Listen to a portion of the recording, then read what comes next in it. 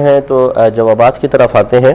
یہ ایک offer question ہمارے پاس آیا تھا کہ ایک شخص نے پوچھا کہ اس نے انٹرنیٹ پر گولڈ کی اس طرح ٹریڈنگ کی ہے کہ کوئی کمپنی باہر کی تھی، اس نے آفر کی کہ آپ ہم سے گولڈ خریدیں، اور اس نے ویسے ہی مطلب انٹرنیٹ کے اوپر ہی تمام معاملات طے کر کے ان کے اکاؤنٹ میں پیسے بھجوا دیے۔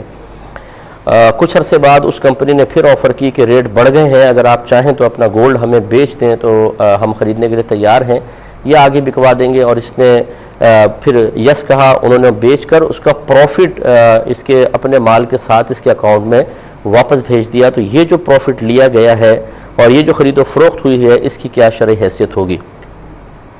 دیکھیں، نبی کریم صلی اللہ علیہ وسلم نے منع فرمایا کہ جب تک آپ کا خریدا ہوا مال آپ کے قبضے میں نہ آ جائے آپ اسے آگے نہیں بیچ سکتے ہیں۔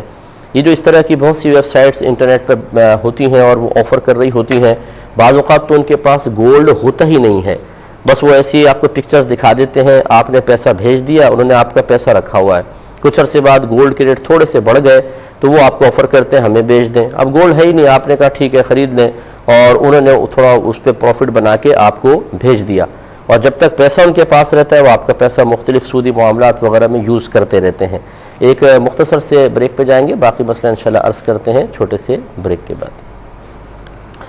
بسم اللہ الرحمن الرحیم۔ ایک کالر پہلے منتظر ہیں، کال لیتے ہیں، پھر انشاءاللہ کنٹینیوسلی جواب دیں گے۔ السلام علیکم۔ السلام علیکم مفتی صاحب۔ جی وعلیکم السلام۔ مفتی صاحب، یہ ایک شعر کی وضاحت پوچھنا چاہوں گی، میں ہمارا ملتان سے بول رہی ہوں۔ جی کہ محمد سے وفا تو نے تو ہم تیرے ہیں، یہ جہاں چیز ہے کیا لوح و قلم تیرے ہیں۔ اس شعر میں آقا کریم سے کس قسم کی وفا کرنے کا تقاضا کیا جا رہا ہے، اس کی وضاحت فرما دیں۔ میرا دوسرا سوال یہ ہے کہ جو آقا کریم کی جسمانی معراج کا انکار کرے ایسے شخص کے بارے میں کیا حکم ہے؟ ٹھیک ہے۔ میرا تیسرا سوال یہ ہے کہ وصال کے بعد انبیاء اور اولیاء سے مدد مانگنا کیا جائز ہے؟ معراج کے موقع پر حضرت موسیٰ علیہ السلام نے آقا کریم کو نمازوں کے کم کرنے کے حوالے سے عرض کیا، کیا اس کو موسیٰ علیہ السلام کی مدد کرنا کہا جا سکتا ہے؟ حدیث مبارکہ ہے نماز مومن کی معراج ہے، نماز مومن کی معراج بنتی کیسے ہے؟ پلیز اس کا تفصیلی جواب فرما دیں۔ اور پانچواں سوال میرا یہ ہے کہ کیا پیر کے لیے جائز ہے کہ اپنے مریدوں اور مریدنیوں کو زور دے کہ صرف میرا ہی منتخب کیا ہوا لباس اور برقع پہنو اور رنگوں کے لباس اور برقعے نہ پہنو؟ اور جو لوگ عورتوں کو، چھٹا سوال یہ ہے کہ جو لوگ عورتوں کو منع کرتے ہیں کہ مفتی صاحب سے اپنے مسائل فون پر بھی نہ پوچھو، کیا ان کا یہ رد عمل درست ہے؟ اچھا، مفتی صاحب اپنی دعاؤں میں ضرور مجھے میرے گھر والوں کو یاد رکھیے گا۔ جی انشاءاللہ میں عرض کرتا ہوں۔ تو آپ کی خدمت میں گزارش کر رہے تھے کہ اس طریقے سے یہ خرید و فروخت شرعاً جائز نہیں ہے کہ جب تک آپ نے ایک چیز کو فزیکلی طور پہ اپنے قبضے میں نہ لیا ہو اسے آگے آپ سیل آؤٹ نہیں کر سکتے ہیں۔